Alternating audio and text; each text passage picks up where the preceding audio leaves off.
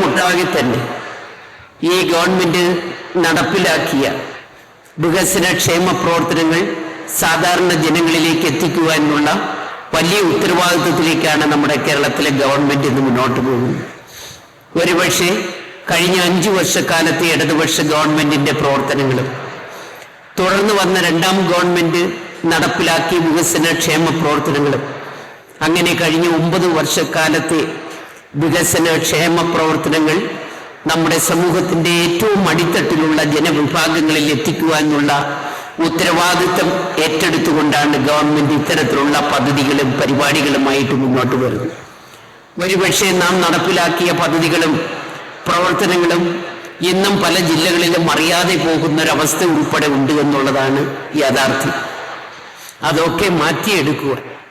കഴിഞ്ഞ 5 വർഷക്കാലം വ്യത്യസ്തങ്ങളായിട്ടുള്ള നിരവധിയായിട്ടുള്ള വികസന ക്ഷേമ പ്രവർത്തനങ്ങൾ നാം നടപ്പിലാക്കി. എന്നാൽ ഒരു രണ്ടാം ഗവൺമെന്റ് വീണ്ടും ഈ കേരളത്തിൽ ഇടതുപക്ഷം അധികാരത്തിൽ വന്നപ്പോൾ ആ ഒന്നാം ഗവൺമെന്റ് തുടർച്ചയായിട്ട് തന്നെ രണ്ടാം ഗവൺമെന്റും നിരവധിയായിട്ടുള്ള ക്ഷേമ പ്രവർത്തനങ്ങൾ നടപ്പിലാക്കി മുന്നോട്ട് പോകുന്ന ഒരു പക്ഷേ നിങ്ങൾ കണ്ടുക. അതുകൊണ്ടാണ് നമ്മുടെ രാജ്യത്ത് ഏറ്റവും കൂടുതൽ ദരിദ്രരുള്ളപ്പോഴും കേരളം പോലെയുള്ള സംസ്ഥാനത്ത് നീതി ആയോഗിന്റെ കണക്കനുസരിച്ച് വെറും 0.71% മാത്രമാണ് നമ്മുടെ ദാരിദ്ര്യരേഖ. അത്തരത്തിലുള്ള അതിദരിദ്രരെ പോലും കേരളത്തിൽ സർവേയിലൂടെ നമുക്ക് കണ്ടെത്തുവാനും ത്രിതല പഞ്ചായത്തിൽ അത് പ്രസിദ്ധീകരിക്കുവാനും അങ്ങനെ കണ്ടെത്തിയ 64,006 പേർക്ക് കേരളത്തിൽ നമുക്കറിയാം അവർക്ക് വീട് വേണമെങ്കിൽ വീട് നിർമ്മിക്കുവാൻ, ഭൂമിയില്ലെങ്കിൽ ഭൂമി കൊടുക്കുവാൻ, അവർക്ക് റേഷൻ കാർഡ് ഇല്ലെങ്കിൽ റേഷൻ കാർഡ് കൊടുക്കുവാൻ, അവർക്ക് തൊഴിലുറപ്പ് പദ്ധതിയിൽ അംഗമാകണമെങ്കിൽ അങ്ങനെ അംഗമാകുവാൻ, അവർക്ക് സംരംഭങ്ങൾ വേണമെങ്കിൽ ആ സംരംഭങ്ങൾ ഉൾപ്പെടെ കൊടുത്തുകൊണ്ട് അവരെ സമൂഹത്തിന്റെ മുഖ്യധാരയിലേക്ക് ഉയർത്തിക്കൊണ്ടുവരിക എന്ന വലിയ ലക്ഷ്യത്തോടുകൂടി ഗവൺമെന്റ് മുന്നോട്ട് പോകാൻ പോവുകയാണ്. അതുകൊണ്ടാണ് ഒരു ദാരിദ്ര്യമില്ലാത്തൊരു സംസ്ഥാനമായി നമ്മുടെ കേരളത്തെ പ്രഖ്യാപിക്കുവാൻ ഈ 2025 നവംബർ 25 അത് പ്രഖ്യാപിക്കുക എന്നുള്ള ഉത്തരവാദിത്വത്തിലേക്ക് ഈ ഗവൺമെന്റിന് എത്തിച്ചേരുന്നു. കേരളം എന്ന നമ്മുടെ സംസ്ഥാനത്ത് ലോകത്തിനു മുമ്പിൽ ധാരാളം മാതൃകകൾ കാണിച്ചു കൊടുക്കാൻ കഴിഞ്ഞ നമ്മുടെ സംസ്ഥാനത്ത് കഴിഞ്ഞ 4 വർഷമായി ഭരിച്ചുകൊണ്ടിരിക്കുന്ന ഇടതുപക്ഷ ജനാധിപത്യ മുന്നണി ഗവൺമെന്റിന്റെ നേതൃത്വത്തിൽ നടക്കുന്ന പ്രവർത്തനങ്ങളുടെ 4ാം വാർഷിക ആഘോഷമാണ് ഇവിടെ നടക്കുന്നത്. യഥാർത്ഥത്തിൽ ഇത് 4ാം വാർഷികമല്ല. കേരളത്തിൻ്റെ ചരിത്രത്തിൽ ആദ്യമായിട്ടാണ് തുടർച്ചയായി ഒരു മുന്നണി 2 ഗവൺമെൻറ്റുകൾ വരുന്നത്. ഇന്ത്യയിലെ മറ്റ് സംസ്ഥാനങ്ങൾക്ക് അതൊരു അത്ഭുതമൊന്നുമല്ല. കേരളത്തിൽ നമുക്ക് 57 മുതൽ ഇങ്ങോട്ട് നോക്കിയാൽ അങ്ങനൊരു ചരിത്രമില്ല.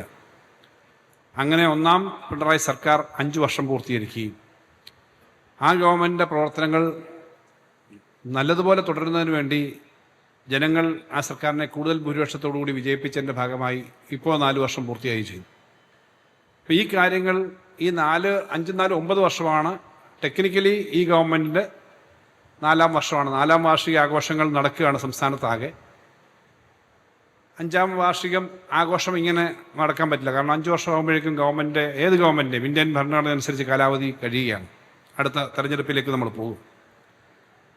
അത് കേവലം സംസ്ഥാന ഗവൺമെൻറ്റിൻ്റെ മാത്രമല്ല, നമ്മുടെ തദ്ദേശ സ്വയംഭരണ സ്ഥാപനങ്ങളുടെ ഉൾപ്പെടെ നമ്മുടെ കോർപ്പറേഷനും മുനിസിപ്പാലിറ്റിയും പഞ്ചായത്തും ബ്ലോക്കും എല്ലാം ലോക്കൽ ഗവൺമെൻറ്റുകളാണ്. കേരളത്തിൽ മാത്രമാണ് ഇത്രയും ബഡ്ജറ്റ് തുക ഉള്ള ആകെയുള്ള പ്ലാനിൻ്റെ ഏകദേശം 1/3 തനതായി തന്നെ പഞ്ചായത്തുകൾക്ക് തദ്ദേശ സ്വയംഭരണ സ്ഥാപനങ്ങൾക്ക് അവരുടെ പ്ലാനിന് വേണ്ടി മാറ്റിവെക്കുന്ന ഒരു സംസ്ഥാനം കേരളമാണ്. ഇത്രയും തുക വേറെ ഇവിടെ ഇല്ല. ഇതുപോലെ പഞ്ചായത്തുകളുമില്ല, തദ്ദേശ സ്ഥാപനങ്ങളുമില്ല. അപ്പോൾ ആ ഗവൺമെൻറ് അതിൻ്റെ ഈ ഏകദേശം 4 വർഷമായി.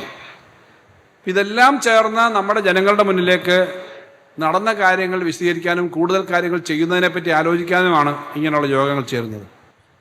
കഴിഞ്ഞ 25 വർഷക്കാലം അത് നായനാർ ഭരിച്ചപ്പോഴും അതിനു മുമ്പ് കരുണാകരൻ ഭരിച്ചപ്പോഴും ആന്റണി ഭരിച്ചപ്പോഴും ഉമ്മൻചാണ്ടി ഭരിച്ചപ്പോഴും VS ഭരിച്ചപ്പോഴും ഒന്നാം പിണറായി സർക്കാരിൻ്റെ സമയത്തും ഓരോ 5 വർഷം കഴിയുമ്പോൾ നിങ്ങൾ കടത്തിൻ്റെ ആകെ കണക്ക് നിർത്തി നോക്കി. ഓരോ വർഷം 5 വർഷം കഴിയുമ്പോൾ ഇരട്ടിക്കും. 1,90,000 കോടിയായിരുന്നു ഈ തൊട്ടുമുമ്പ് ഈ ഗവൺമെന്റ് വരുന്നതിന് തൊട്ടുമുമ്പ് 2,90,000 കോടിയാണ് ഒന്നാം പിണറായി സർക്കാരിൻ്റെ അവസാനം. അതിൻ്റെ മുൻപ് നേരെ നോക്കിക്കഴിഞ്ഞാൽ അതിൻ്റെ നേരെ പകുതിയാണ്.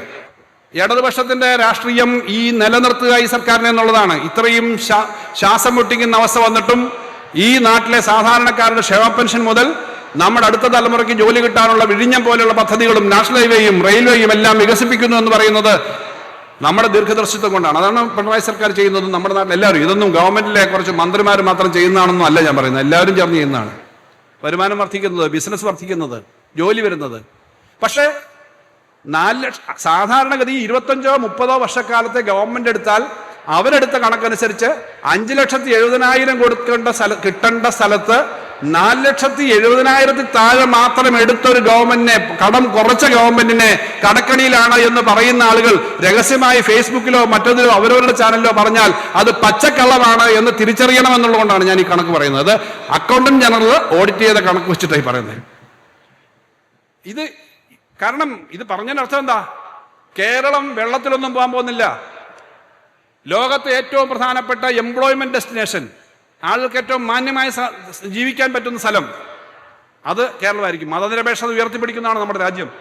ആരതി എന്ന് പറയുന്ന പെൺകുട്ടി, രാമചന്ദ്രൻ എന്ന് പറയുന്ന നമ്മുടെ കേരളത്തിൽ നിന്നുള്ള അദ്ദേഹവും ഭാര്യയും മകളും കൊച്ചുമക്കളും കൂടിയാണല്ലോ പകൽഗാവിൽ പോകുമ്പോൾ അദ്ദേഹത്തിന്റെ ഭാര്യ താഴെയായിരുന്നു, അവിടെ വെടിയേറ്റ് വീണ സംഭവം ഉണ്ടായത്. ഞങ്ങൾ ആ വീട്ടിൽ പോയിരുന്നു. അവർ പറഞ്ഞത് കഴിഞ്ഞപ്പോൾ ഞങ്ങൾ ഓടി രക്ഷപ്പെട്ടു. അച്ഛനെ വിളിച്ചു നോക്കി, തലയ്ക്ക് ശരീരത്തിൽ പ്രധാനമായിട്ടും വെടിയൊന്നും ജീവൻ പോയി. പിന്നെ കുട്ടികളെ രക്ഷിക്കണം. അവിടുന്ന് ഓടി ആ കാട്ടിനിടയിൽ കൂടി, വണ്ടി പോകുന്ന സ്ഥലമല്ല, കുതിരപ്പുറത്ത് പോകണം. ഓടി താഴെ വന്നപ്പോൾ എനിക്ക് 2 സഹോദരന്മാരെ കിട്ടി. 2 മുസ്ലിം ചെറുപ്പക്കാർ, കാശ്മീരാണ്. അവരാണ്, സ്വന്തം അമ്മയെ അറിയിക്കാൻ പറ്റില്ല അച്ഛൻ മരിച്ചു എന്ന്. അമ്മ ഒരു സ്കൂൾ ടീച്ചറാണ്, അവർ വോളണ്ടറി റിട്ടയർമെന്റ് എടുത്തതാണ്. അവരെ അച്ഛന് സുഖമില്ല എന്ന് പറഞ്ഞിട്ട് അവിടുന്ന് വിമാനത്തിൽ കൊണ്ടുവന്ന് കയറ്റിവിടാനായിട്ട് ഈ 2 സഹോദരന്മാർ വന്നു. എനിക്ക് 2 സഹോദരന്മാരെ കിട്ടിയെന്ന് പറയുന്ന തരത്തിലേക്ക് ഇന്ത്യയിൽ ഇത്രയും വലിയ ഭീകരാക്രമണം ഉണ്ടായപ്പോഴും അത് ജനങ്ങളെ വിഘടിപ്പിക്കാനല്ല, ഐക്യത്തോടെ നിർത്താൻ കഴിയുന്ന മതനിരപേക്ഷത ഏറ്റവും ശക്തമായുള്ള രാജ്യത്ത് അത് ഏറ്റവും ശക്തമായി നടക്കുന്ന ഒരു സ്ഥലം കൂടിയാണ് കേരളം എന്നുള്ളതുകൊണ്ട് കേരളം കൂടുതൽ മുന്നോട്ട് പോകും എന്നുള്ളത് നമുക്ക് അഭിമാനത്തോടെ പറയാം. അങ്ങനെ പറയാൻ പറ്റുന്നൊരു സ്ഥലത്ത് ഈ കേരളത്തിന്റെ ഭാവി AOBO ആയിക്കോട്ടെ, കേരളം എന്ന് പറയുന്ന നമ്മുടെ സംസ്ഥാനം കൂടുതൽ മെച്ചപ്പെട്ട് കൂടുതൽ തൊഴിൽ സാധ്യതകളും കൂടുതൽ വികസനാവസരങ്ങളും തുല്യതയും എല്ലാമുള്ള ഒരു സ്ഥലമായി മുന്നോട്ട് പോകുന്നതിന് പരമാവധി പ്രവർത്തനം ചെയ്യുന്ന ഒരു ഗവൺമെന്റാണ് ഇടതുപക്ഷ ജനാധിപത്യ മുന്നണി ഗവൺമെന്റ്, പിണറായിയുടെ നേതൃത്വത്തിലുള്ള ഗവൺമെന്റ്. അത് കൊല്ലം ഇടതുപക്ഷ ഗവൺമെന്റിനെ സംബന്ധിച്ച് വളരെ അഭിമാനകരമായ, ഇവിടെ 11-ൽ 9 MLA-മാരും ഇടതുപക്ഷത്തിൻ്റെയാണ്. 9-ഉം 2-ഉം 11-ആണ്. അതിനകത്ത് 2 MLA-മാർ ഞങ്ങൾക്ക് പ്രതിപക്ഷവും ഭരണപക്ഷവും എന്നുള്ള വ്യത്യാസമില്ല. ഒരു വികസന കാര്യത്തിലും അങ്ങനത്തെ വ്യത്യാസമില്ല. കാരണം ഗവൺമെന്റ് വന്നു കഴിഞ്ഞാൽ അതെല്ലാവരുടെയും കൂടി ഗവൺമെന്റാണ്, ജനങ്ങളുടെ എല്ലാമാണ്. വോട്ട് ആർക്കൊക്കെ ചെയ്തിട്ടുണ്ടാവും. അങ്ങനൊരു ഗവൺമെന്റ് എന്ന നിലയിൽ പരമാവധി നേട്ടങ്ങൾ നമ്മുടെ നാടിനുണ്ടാക്കാൻ, സമാധാനത്തോടെ ജീവിക്കാൻ കഴിയുന്ന അന്തരീക്ഷം ഉണ്ടാക്കാനുള്ള പ്രവർത്തനങ്ങൾ കൂടുതൽ ശക്തമായിട്ട് മുന്നോട്ട് പോകുന്ന ഒരു ഘട്ടത്തിൽ അത് ശക്തിപ്പെടുത്താൻ എല്ലാവരുടെയും ഭാഗത്ത് പ്രവർത്തനങ്ങൾ ഉണ്ടാകണം. ആ പ്രവർത്തനങ്ങളുടെ ഭാഗമായിട്ട് ഇത്രയേറെ നേട്ടങ്ങൾ നമ്മൾ ചെയ്തു എന്ന് കാണുമ്പോഴാണ് നമുക്ക് മനസ്സിലാക്കാൻ പറ്റും. അതിന് പറ്റുന്ന ഒരു പ്രദർശനമായിരിക്കും ഇവിടെ വരുന്നത്. അത് നന്നായി ആ പ്രദർശനം ആസ്വദിക്കാനും അഭിപ്രായങ്ങൾ പറയാനും എല്ലാവരും തയ്യാറാകണം എന്ന് മാത്രം പറഞ്ഞുകൊണ്ട് ഈ പ്രദർശനം ഉദ്ഘാടനം ചെയ്തതായി അറിയിച്ചുകൊണ്ട് ഞാൻ എൻ്റെ വാക്കുകൾ അവസാനിപ്പിക്കുന്നു. എല്ലാവർക്കും ആശംസകളും അഭിവാദ്യങ്ങളും അർപ്പിക്കുന്നു.